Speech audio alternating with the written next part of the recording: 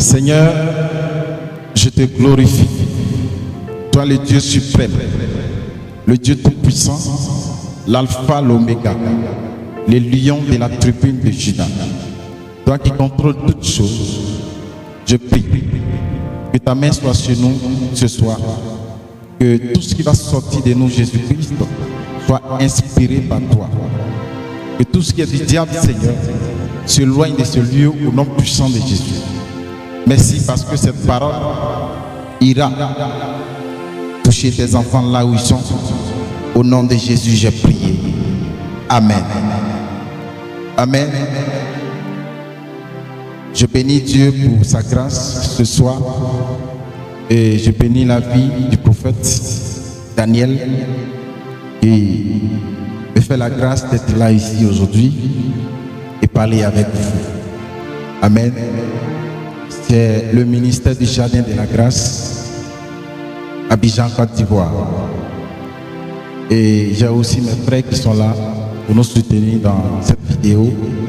Le frère Daniel, le pianiste, et aussi le frère Michael pour faire la lecture. Et donc, nous allons aujourd'hui parler de la persévérance dans la foi. Amen. On peut avoir la foi, mais ne pas avoir la persévérance. Alors que si tu n'en as pas un des deux, ça sera difficile d'avancer. Amen. Et donc, je vais aussi parler de la capacité que Dieu met en l'homme d'aller au-delà de ce qu'il est. Alléluia. Et donc, la Bible nous dit, dans le livre de Genèse, que Dieu prend le soin de faire l'homme à son image. Et l'image de Dieu, nous savons un peu comment le Seigneur est. Nous savons un peu comment le Seigneur travaille. Nous savons un peu comment le Seigneur réagit. Et quelles sont les œuvres du Seigneur. Amen. Donc quelqu'un qui est créé à l'image de Dieu a forcément une capacité de développer la force, la puissance qui est en lui. Alléluia. Et donc nous allons lire un verset pour montrer comment Dieu crée l'homme. Alléluia. On va lire le livre de Genèse. Genèse 2, Genèse 2, verset 7. Verset 7. Je lis la parole. Vas-y. L'Éternel Dieu forma l'homme. L'Éternel Dieu forma l'homme de la poussière de la terre. De la poussière de la terre. Il souffla dans ses narines. Il souffla dans ses narines un souffle de vie. Un souffle de vie. Et l'homme devint un être vivant. Et l'homme devint un être vivant. Amen. Amen. La Bible dit que Dieu crée l'homme à son image. Et ce qui veut dire que Dieu crée l'homme, il lui donne une tête, il lui donne un nez, il lui donne une bouche, il lui donne des bras, il lui donne ce qu'il faut pour que l'homme devienne un être vivant. Et aussi, il souffle dans les narines de l'homme, et le souffle qui est en Dieu, il le transmet en l'homme. Ce qui veut dire que le souffle que Dieu met en toi, il y a un petit Dieu qui l'installe en toi, qui fait de toi aussi un petit Dieu, qui fait de toi un homme fort comme Dieu. Alléluia. Et nous avons vu dans le temps comment les gens faisaient les choses. Il y a eu la tour de Babel où les gens ont démontré leurs capacités. Ils ont démontré ce qu'ils étaient à partir de la tour de Babel qu'ils étaient en train de construire. Et vous voyez la capacité que Dieu donne à l'homme, c'est tellement fort que lorsque tu es un enfant de Dieu et que tu ne te connais pas, il y a un souci. Alléluia. Et donc, Dieu fait l'homme à son image. Et l'image de Dieu que nous sommes, le Seigneur voudrait qu'on aille au-delà de ce qu'on peut imaginer de nous-mêmes. Et l'homme qui est là, qui ne se connaît pas, aura du mal à manifester la foi qu'il a. Alléluia. Et donc aujourd'hui, je suis là pour t'encourager, pour t'emmener à comprendre que manifester la foi, ce n'est pas une petite chose. Il faut se connaître avant de manifester la foi. Alléluia. Amen. Et la différence entre nous et les animaux, c'est que l'homme a la capacité de savoir, a la capacité de connaître, a la capacité de développer, a la capacité de faire certaines choses que l'animal ne peut faire. Je vais vous donner un exemple. Tu peux placer un piège ici et le rat viendra pour entrer dans le piège. Vous allez voir que si le piège loupe le rat, il ira, il fera un demi-tour. Mais demain, le rat est capable de venir rentrer dans le même piège parce qu'il n'a pas la capacité de connaissance. Il ne sait pas que cette chose-là qui m'a raté aujourd'hui, demain je n'ai pas le droit de passer là-bas. Et l'homme, la différence entre lui et l'homme, c'est que l'homme peut passer dans un couloir aujourd'hui. Si on l'a giflé, je vous assure que avec la connaissance qu'il a, il ne pourra pas repasser dans ce couloir parce qu'il sait que s'il passe là-bas, on va le gifler encore. Et vous voyez la différence de la connaissance entre les animaux et nous. Et Dieu crée l'homme à son image. Et l'image de Dieu, ce n'est pas une petite chose. L'image de Dieu, c'est au-delà de tout. Parce que Dieu nous crée. Et il nous met chef de tout ce qu'il crée sur la terre. Pour que l'homme soit dominateur. Pour que l'homme soit chef. Pour que l'homme puisse dominer tout ce qui est sur la terre. Parce que la Bible dit que Dieu finit de nous créer et nous confie toutes choses. Et on donne du mouton. On donne le nom du cabri. On donne le nom à tout ce que Dieu crée. Ça, si tu n'es pas à l'image de Dieu, tu ne peux faire ces choses. Amen. Amen. Et nous allons lire pour t'emmener à comprendre que tu dois avoir la foi en toutes choses et aussi pratiquer la persévérance. Amen. Amen. On va lire le premier passage. Il y a 1 Corinthiens 10, verset 13. 1 Corinthiens 10. 1 Corinthiens 10, verset 13. Je lis la parole de Dieu. Lis la parole. Aucune tentation ne vous est survenue qui n'ait été humaine. Et Dieu, qui est fidèle, ne permettra pas ne permettra jamais que vous soyez tentés au-delà de vos forces. Mais avec la tentation, il préparera aussi le moyen pour s'en sortir. Afin que vous puissiez la supporter. Amen. Amen. Dieu sait qu'en tant qu'enfant de Dieu, nous avons une capacité de repousser.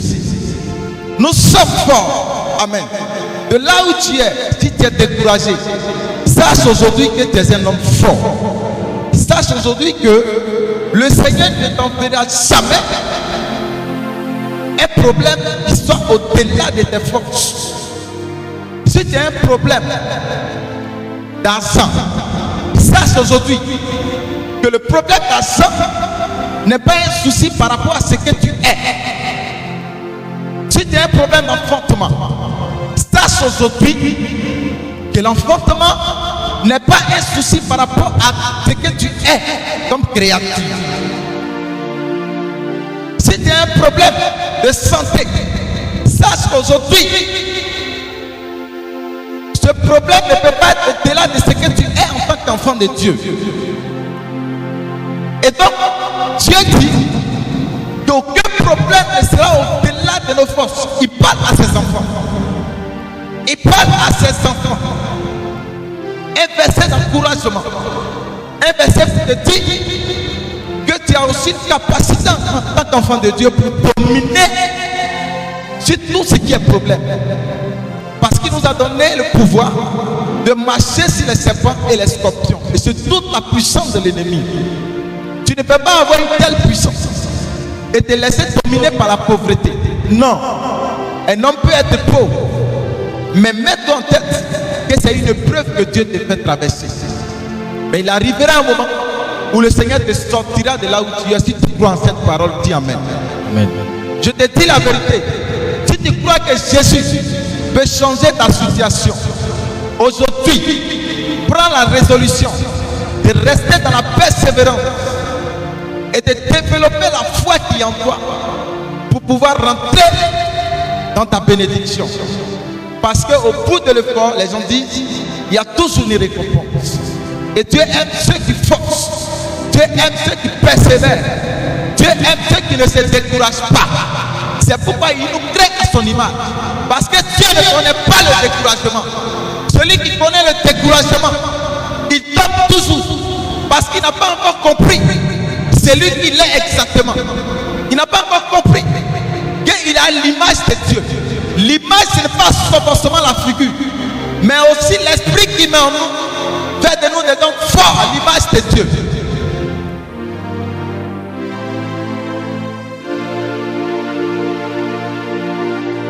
On va continuer la lecture.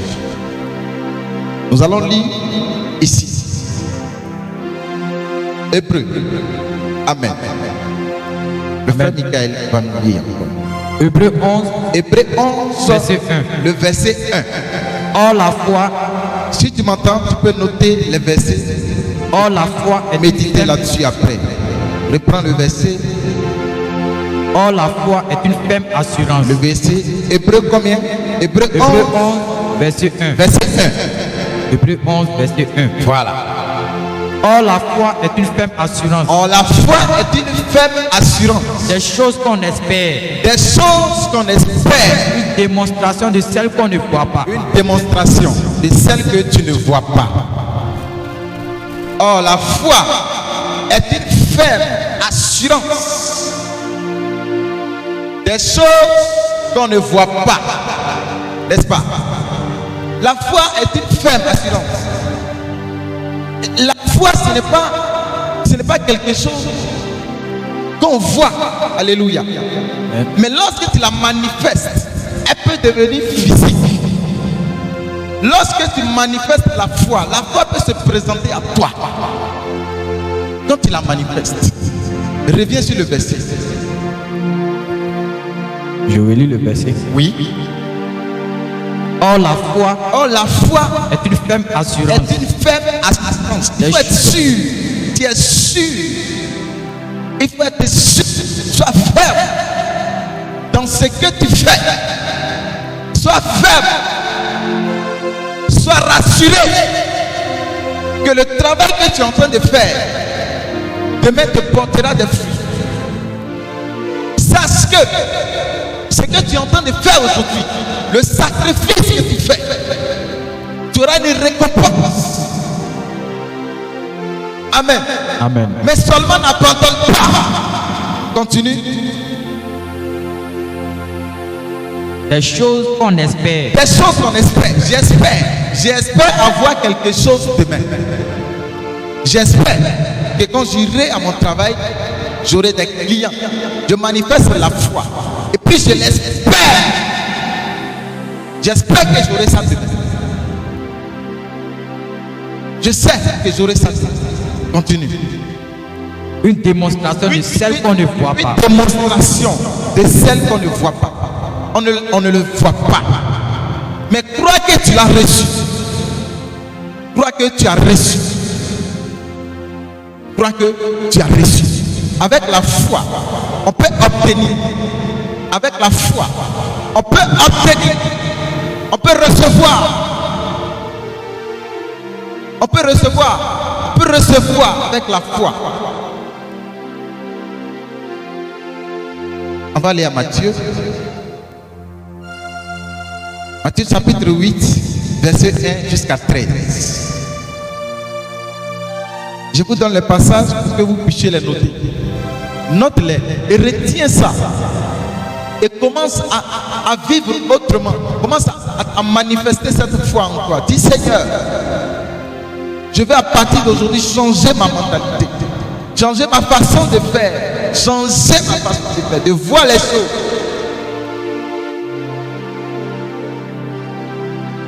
Matthieu chapitre 8, verset 1 jusqu'à 13. Écoutez bien. Matthieu chapitre 8, verset 1 jusqu'à 13. Jusqu'à 13. Lorsque Jésus fut descendu de la montagne, une grande foule le suivit. Une grande foule le suivit. Et voici, Un lépreux s'étant approché, se prosterna devant lui. Un lépreux, un malade, s'approche de Jésus et dit, Seigneur, si tu le veux, tu peux me rendre pur. Tu peux me rendre pur. Stop. Amen. Amen. Le lépreux se prosterne devant Jésus. Il fait quoi? Il fait une prière incroyable. Alléluia. Amen. Il n'a pas prêté attention à sa prière, mais sa prière est très forte. Il dit, Seigneur, si tu le veux, tu peux me rendre pur. Il fait une prière pour glorifier le Seigneur. Il fait une prière pour montrer à Jésus quelle capacité il a. Il fait une prière qui vient de la volonté du Seigneur. Il fait une prière pour pousser Jésus à réagir. Il fait une prière pour montrer à Jésus que c'est lui qui a le dernier mot. Parce qu'il dit que Seigneur, si tu le veux, pas parce que moi je veux, mais si le Seigneur veut vraiment, il peut me rendre pur. Si le Seigneur veut vraiment, il peut me donner un enfant. Si le Seigneur veut vraiment, voilà la prière qu'il faut adresser à Dieu dans la foi. Si le Seigneur veut vraiment, il peut me donner du boulot. Si le Seigneur veut vraiment, il peut changer ma situation. Si Jésus veut vraiment, je serai guéri de cette maladie qui me fatigue depuis 12 ans. Si Jésus veut vraiment, et il le veut vraiment, continue. Parce que la prière du monsieur a été répétée par Jésus ici. Amen. Amen. Ce qui veut dire que c'est sa volonté vraiment. Chante. Au verset 2. Oui. Et voici un lépreux s'étant approché, se prosterna devant lui. Devant Jésus. Et dit, Seigneur, si tu le veux, Jésus, tu peux me rendre pur. Tu peux me rendre riche. Jésus étendit la main. Le toucha. Et dit, je le veux. Sois pur, mon fils. Aussitôt, il fut purifié de sa lèpre. Vas-y, continue. Au verset 4. Oui. Puis Jésus lui dit, garde-toi mon frère, d'en parler à personne. Ta joie était trop grande. Mais va te montrer au sacrificateur et présente l'offrande que Moïse a prescrite. Va faire l'offrande que tu dois donner par rapport à la loi de Moïse, n'est-ce pas? Oui. Continue. Afin que cela leur serve de témoignage. Comme Jésus entrait dans Capernaum, oui. Un centenier l'aborda. Aborde Jésus encore. Le priant et disant, écoutez la prière du monsieur encore. Seigneur, mon serviteur est couché à la maison. Un centenier. Atteint de paralysie. Et souffrant beaucoup. Jésus lui dit, j'irai, mon petit, et je le guérirai. Chez toi. Le centenier répondit, dit à Jésus, Seigneur, oh Jésus, je ne suis pas digne que tu entres sous mon toit, que tu entres dans ma maison, parce que mais dis seulement un mot. Tu peux dire un mot, et mon serviteur sera guéri. Et depuis ici, mon serviteur peut être guéri là-bas. Car moi, je suis soumis.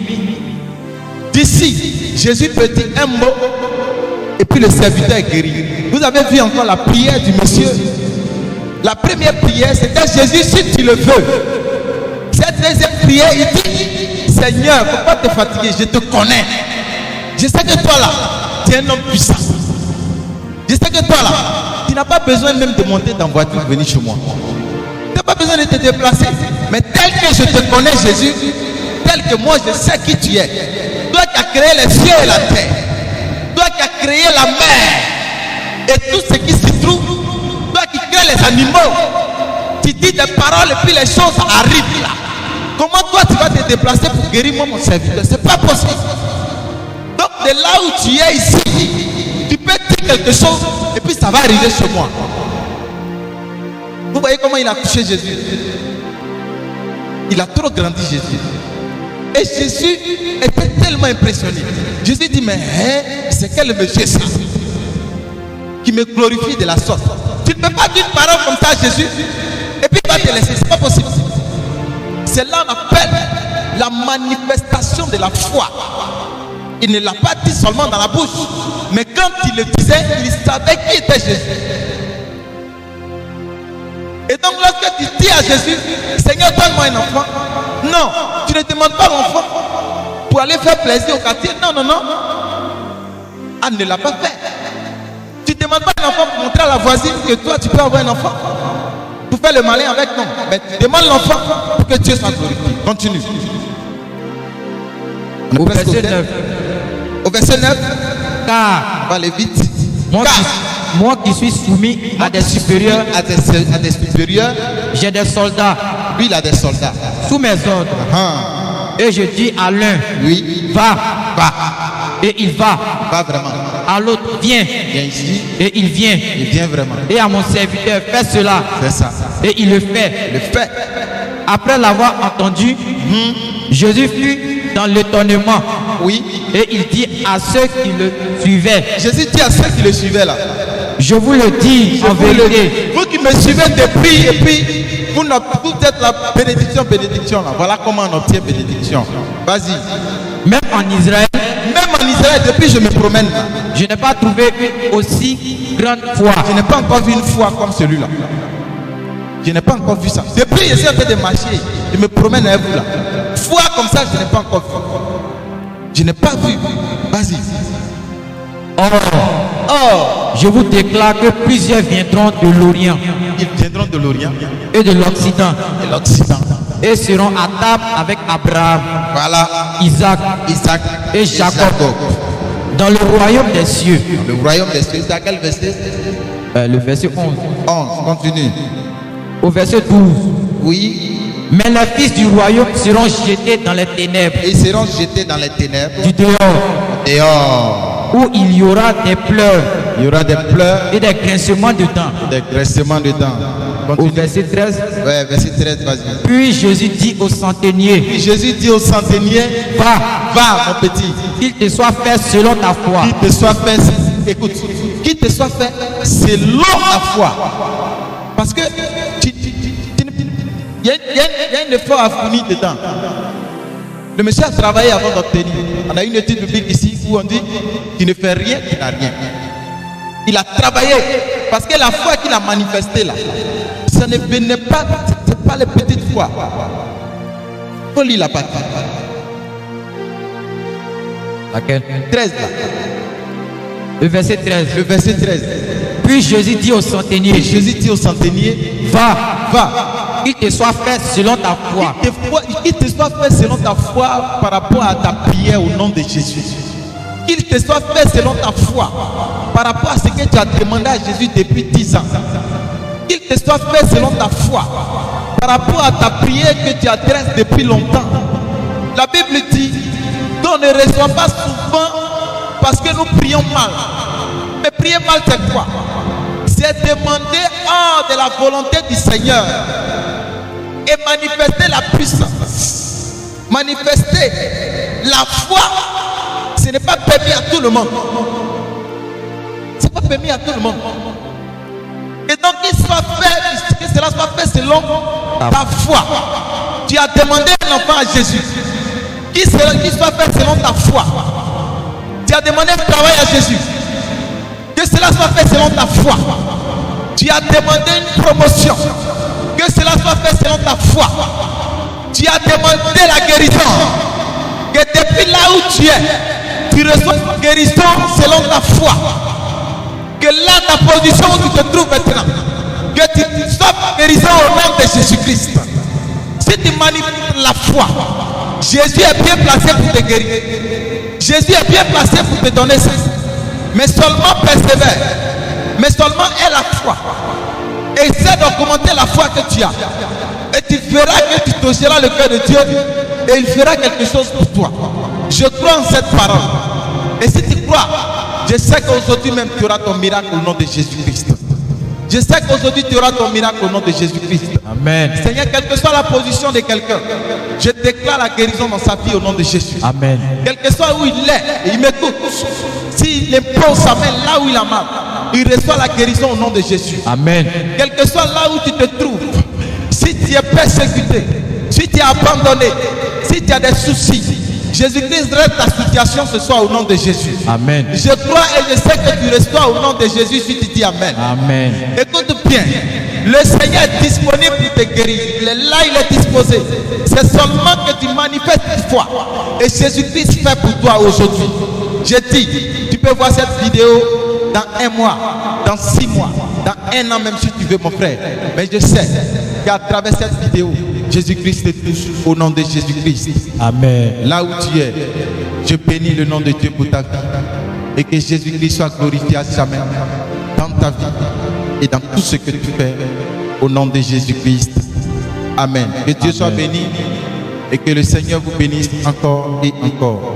Que Dieu bénisse le prophète qui me donne cette occasion d'être ici et parler de la part de Jésus-Christ. Je vais donner son numéro pour ceux qui veulent causer avec l'homme de Dieu. Il a un don de prophétie, c'est un homme de Dieu. Un homme de Dieu, véritable homme de Dieu. On ne se confie pas à tout le monde. Mais depuis que j'ai connu le prophète, je sais maintenant qu'il y a vraiment des serviteurs de Dieu. Et je vais te donner son contact. Tu vas l'appeler. Si tu as un souci, appelle-le. Il saura t'orienter. Amen.